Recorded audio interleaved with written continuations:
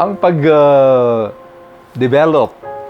ng isang centerpiece na tinatawag ay hindi ganon kadali.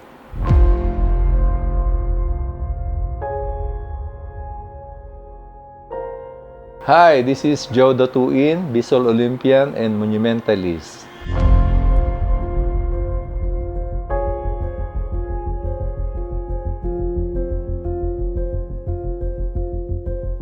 In 2008, napanalunan ko po ang International Olympic Committee Sport and Art Contest sa category ng sculpture. And ang Pilipinas, ang kauna-unahang nagkaroon ng gold sa larangan ng kompetisyon. Ito ay hindi bababa sa 5,000 participant. And we are lucky that my entry titled Dancing Rings got the first place.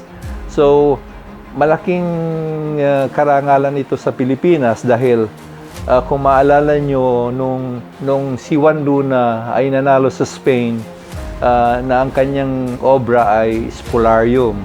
And ito ay dahil sa katalinuhan ng Pinoy na artist, nasundan ito ng itong pagkapanalo ko na nasa topmost prize. Nag-focus ako more on international. Ang pagiging artist ay dapat passionate ka and marami kang kaalaman, and I keep on exploring. Hindi lang yung magaling ka. So, kailangan updated yung trabaho mo.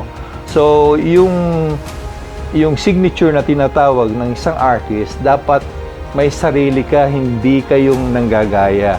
Dapat ang isang artist ay may tinatawag na legacy. So, etong mga ginagawa ko ngayon na mga obras ko ay tinatawag kong legacy obras. Ito yung tinatawag na may iwan mo or may pamamana mo